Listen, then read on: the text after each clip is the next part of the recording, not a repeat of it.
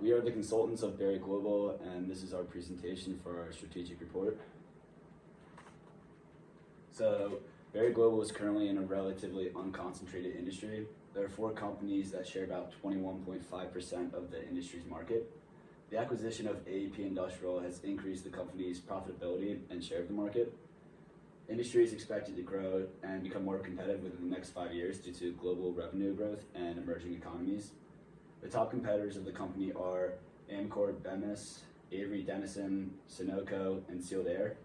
The industry has been fairly mature with little development occurring since the advancements made around the 1980s.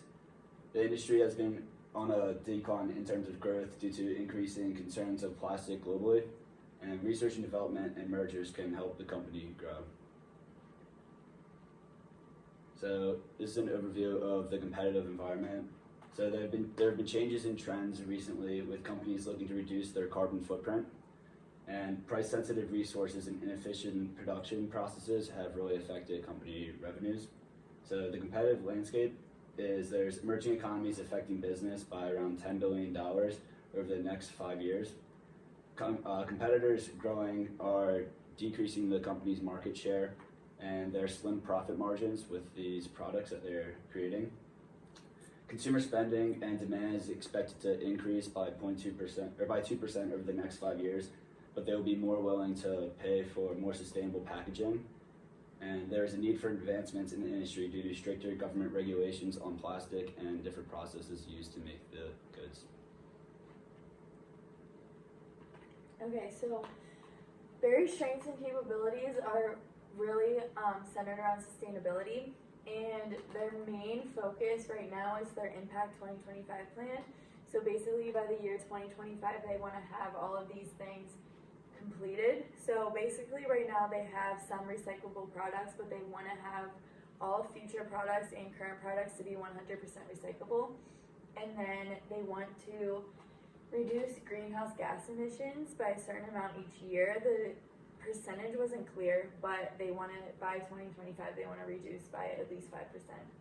And then also 5% less landfill waste, but that's per year until 2025. And then they want to increase renewable energy and a bunch more things. And they want to reduce the weight of their products, and so that is due to them using less products to create their plastics. And then at the bottom, it says always advancing to protect what's important.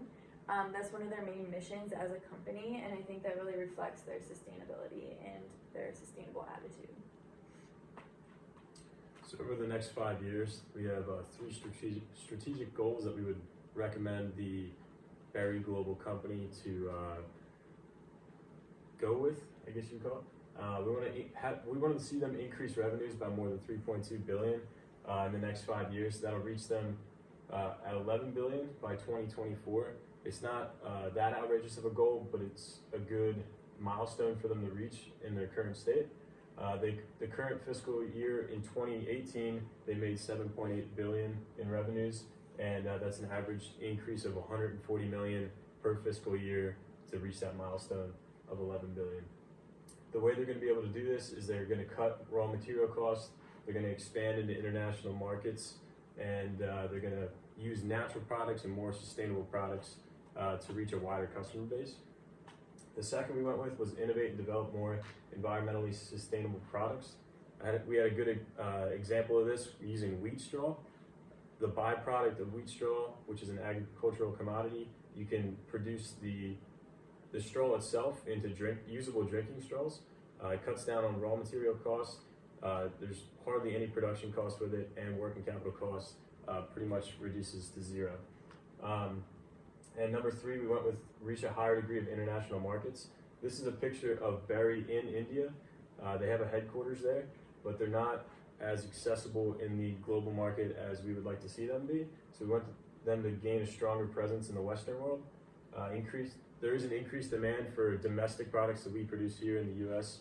Over there, so we'd like them to increase exports, and that'll cut costs by 30% if they utilize foreign production firms in creating the plastic products.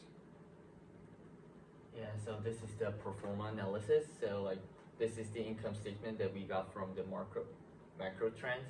So like first there was an increase in compound annual growth rate like more than 20%, and the annual gross profit in 2018 like total was $1,431 million, and cost of goods sold in 2018 was total of 6,438 million, and the SG&A expenses were just like 480 million. So we are like expecting in 2019 we are expecting the decrease in revenue and cost of goods sold, and increase in SG&A and EBITDA because as we see in this quarter, like the revenue start to decrease and cost of goods sold too. But like if we apply the strategy to achieve our goal, like the SG&A and EBITDA will increase, and from further like for the future we are expecting the revenue will increase to about like 124 million, and cost of goods sold will decrease about 100 million, and SG&A and the EBITDA will increase. So this means that the gross profit will increase too. And this is like the three main risks that we could find. The first one is there will be an increase in raw material costs, because according to some information, like cost of sales grew like 13.3%, including 11.3%, and the plastic like the price of plastic resin increase. So like we propose a solution that the company should buy less resin, or they should import, but they have to consider tax too. And the second is that there's a problem with intellectual property rights and a patented trade secret and know-hows, because their know-hows are not patented and they don't have any license. So they should get the license from a third party as soon as possible to acquire the full rights of the intellectual property. And the last risk that we found is that environment and health issues. Like according to the two doctors, Emily and Dr. Noor, the frequent use of plastic can cause disease, and there's a chemical called BPA is considered really harmful. So, and moreover, the 50% of annual plastic production goes into packaging, and there are about like 15% to 25% of plastic wasted. So to solve this, we are cooperating with RPC, which is the recycling company. So they will help us to recycle and reuse our product. And this is the next step for the company.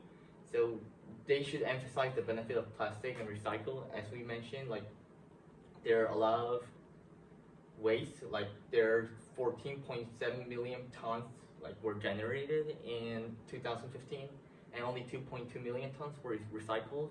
If we cooperate with RPC and try to advertise that plastic is safer than alternative materials, like the company should go further.